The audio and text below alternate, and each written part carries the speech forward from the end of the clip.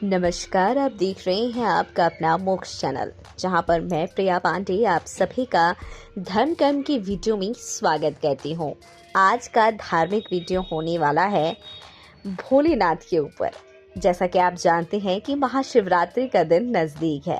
ऐसे में भोले बाबा से जुड़ी काफ़ी सारी ऐसी कथाएं हैं जो हमसे अभी तक बची हुई है। चलिए ऐसी ही एक कथा पर नज़र डालते हैं और आपको बताते हैं भगवान शिव की एक ऐसी कथा, जिस कथा में आपको बताएंगे कि कब भगवान शिव भाग गए थे एक असुर के डर से। कौन था वो असुर जिसके डर से भगवान शिव भाग निकले थे? दोस्तों, प्राचीन समय की बात है। महर्षि नारद भूम मंडल में घूम रहे थे तो उन्हें वृकासुर नाम का राक्षस मिला। नारद को देखते ही उसने कहा, देवर्षि, आप अच्छे अवसर पर आए। मैं आपसे एक सलाह लेना चाहता हूँ। बताइए, ब्रह्मा, विष्णु और महेश में कौन देवता ऐसा है जो शीघ्र और थोड़ी ही तपस्या में प्रसन्न हो जाता है?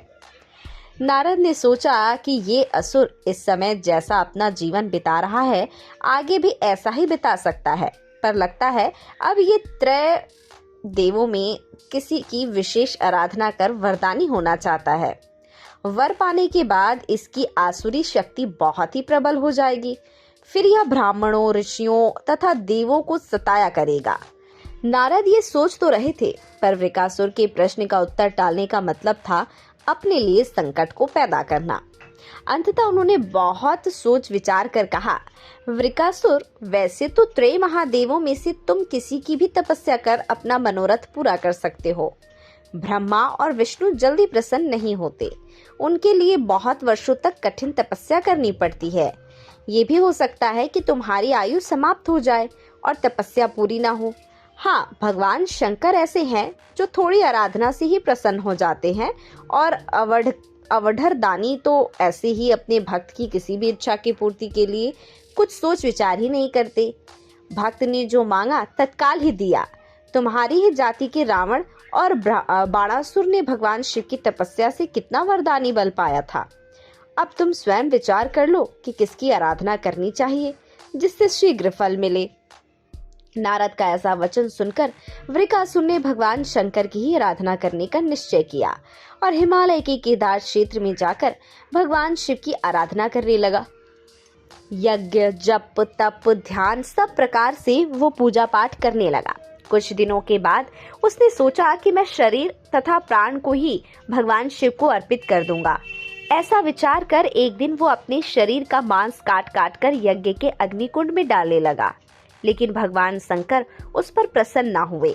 तब उबकर एक दिन उसने अपना शीश काटकर भगवान को अर्पित करने का निश्चय किया और स्नान ध्यान कर जैसे ही उसने खड्ग उठाकर अपना शीश काटना चाहा कि एक भयंकर आवाज के साथ भगवान शंकर प्रकट होकर बोले, वत्स, बस करो, तुम्हारी तपस्या पूर्ण हुई।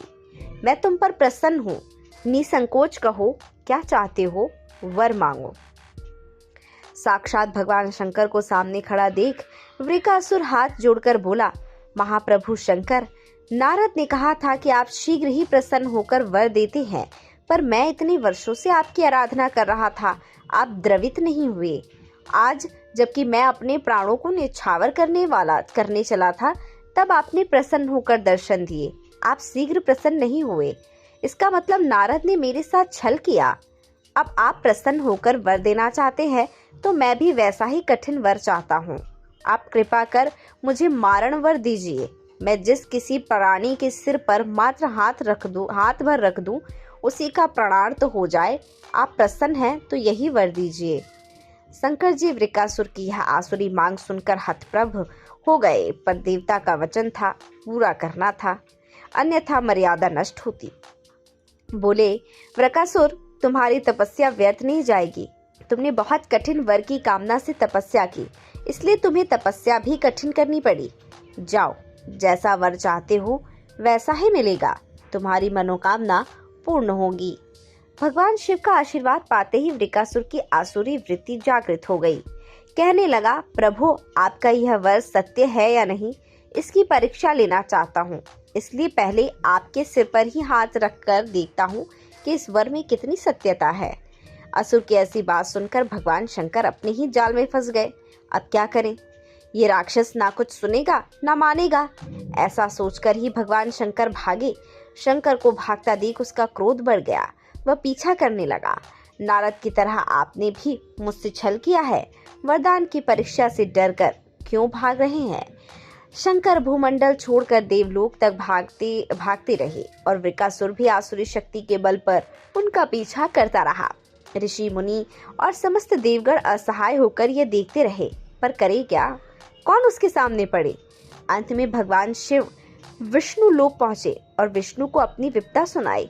विष्णु ने हंसकर कहा, बिना सोचे विचारे वर देने का अब पता चला। खुद ही प्राण बचाते भागते फिर रहे हो। बताओ मैं क्या करूं? आपके वर की सत्यता तो सिद्ध करनी ही होगी। किसका सिर उसके आगे रख करूं? शिव ने कहा, नारायण, मुझे कोसने से मेरा यह संकट दूर नहीं होगा। कुछ करिए और जल्दी करिए, अन्यथा वह यहाँ भी पहुँच जाएगा। भगवान विष्णु ने योग माया से एक वृद्ध तेजस्वी ब्रह्मचारी का स्वरूप बनाया और उधर चल पड़े जिधर से वृकासुर आ रहा था। बहुत दूर जाने पर उन्हें वृकासुर आता दिखाई दिया। उन्होंने आगे बढ़कर उसे प्रणाम किया और कहा, असुर राज, कहाँ भागे जा रहे हैं? लगता है आप बहुत थक गए हैं। शरीर को विश्राम दीजिए। शरीर से ही सारे कार्य सिद्ध होते हैं, इसलिए उसे अधिक नष्ट मत कीजिए। आप सब प्रकार से समर्थ हैं, फिर भी मेरे योग्य कोई कार्य हो तो बताइए। अक्सर लोग अपने मित्रों तथा सहायकों द्वारा अपने कार्य सिद्ध करा लेते हैं। एक तेजस्वी ब्रह्मचारी की बातें सुनकर वृकासुर ने शिव के वरदान तथा उसकी परीक्षा की बात बताई। इतना सुनते ही ब्रह्मचारी हंसा। असुर राज, तुम किसके वर की परीक्षा लेना चाहते हो? शिव की, जिसका अपना कोई घर बार नहीं, जो भूतों प्रेतों के साथ घूमता रहता है, वह भला किसी को क्या वर देगा? वर देने वाले तो दो ही देवता है, एक ब्रह्मा और दूसरे विष्णु। तुम्हें वरदानी होना था तो ब्रह्मा या विष्णु की आराधना करते। शिव के पीछे बेकार दौड़ रहे हो। वर देने वाला तो स्वयं इतना शक्तिशाली होता है कि उसके वर का असर खुद पर उस पर नहीं हो सकता। उन्होंने तो तुम्हें झूठ मूठ का वर दिया है। तुम्हारी तपस्या व्यर्थ हो गई। ब्रह्मचारी की बात सुनकर वृकासुर निराश हुआ। उसका मनोबल टूट गया। कहने लगा, मुझे तो देवर्षि नारद ने कहा था कि शिव की आराधना करो, वह प्रसन्न होकर मनचाहा वर दे सकते हैं। ब्रह्मचारी ने कहा, तुम बड़े भोले हो। नारद पर विश्वास कर लिया। वो तो ऐसा घुमक्कड़ साधु है जो सबको उल्टी ही सलाह देता है। उसकी सलाह से कभी किसी का भला होता ही नहीं। तुम्हें मेरी बात का विश्वास ना हो तो खुद अपने ही सिर पर हाथ रखकर देखो कि कैसे शिव ने तुम्हें झूठा वर देकर बहकाया है। उनकी झूठ की पोल न खुल जाए इसलिए भाग गए। वृकासुर का मनोबल इतना टूट चुका था कि उसे उस ब्रह्मचारी की बात से विश्वास हो गया कि शिव ने भी उसके साथ छल किया, झूठा वर दिया है। उसका विवेक नष्ट हो गया। ऐसा सोचते हुए वर की सत्यता की परख करने के लिए उसने अपने ही सिर पर हाथ रखा।